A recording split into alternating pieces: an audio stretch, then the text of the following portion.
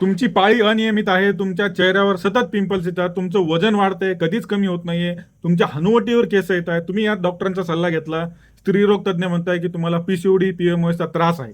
पहिले स्वतःला एक प्रश्न विचारायचा की बाबा मलाच हा त्रास का झाला, माझं काय चुकलं यामध्ये.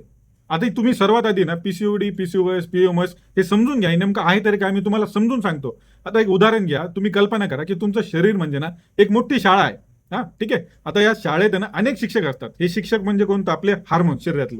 प्रत्येक शिक्षकाचं एक काम असतं. ठीक आहे. कोणी पाळी वेळेवर आणतंय, कोणी वजन नियंत्रित करतंय, कोणी त्वचा आणि केस सांभाळत आहे, कोणी पोटाला सांभाळतंय, कोणी मेंदूला सांभाळतंय, कोणी तुमची झोप सांभाळते, कोणी बाळ होण्यासाठी मदत करते.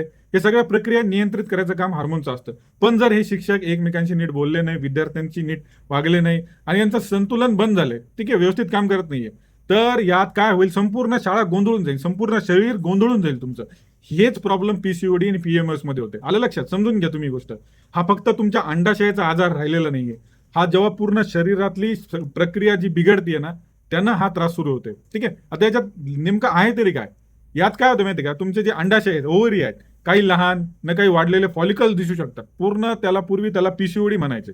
पण आज आपल्याला माहितीये की हा फक्त अंडाशयाचा आजार राहिलेलाच नाहीये. या शरीराची सगळी प्रक्रिया मी जे तुम्हाला सांगितलं त्या कारणामुळे हे होतंय. आता पीएमओएस नेमकं म्हणजे काय, म्हणून आता अनेक तज्ञ पीएमओएस म्हणजे काय, poly endocrine metabolic ovarian syndrome हा शब्द वापरायला सल्ला देतात. समजलं? आता शब्द जरी बदलला असेल तरी आधीपासून चालत आलेल्या बऱ्याच गोष्टी यात इन्व्हॉल्व आहे.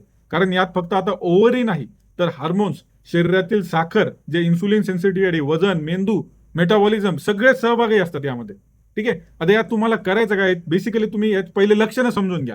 लक्षणं काय, तुमची पहिले पाळी अनियमित होईल, तुमच्या छातीवर किंवा हनुवटीवर केस येतील खूप, तुमच्या चेहऱ्यावर ऍक्ने येतील. ठीक आहे. आणि तुमच्या केस देखील गळतील, तुमचं वजन वाढेल आणि सर्वात महत्वाचं म्हणजे काय, गर्भधारणेत अडचण येईल तुमचा. ठीक आहे. या आजाराला हलक्यात घेऊ नका, पण समजून घ्या आणि नीट करायचा प्रयत्न करा.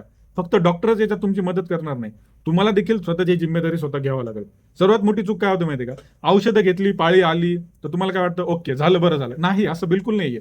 ज्यात तुम्ही याच्यात आहार, जीवनशैली, व्यायाम, स्ट्रेस, टेन्शन जर कमी केलं नाही तर हा आजार मुळापासून कमी होणार नाही, शक्यच नाही. तुम्ही काळजी घ्या आणि फॉलो करा, कारण आरोग्याबद्दल गोड बोलत नाही तर खरं बोलतो. धन्यवाद.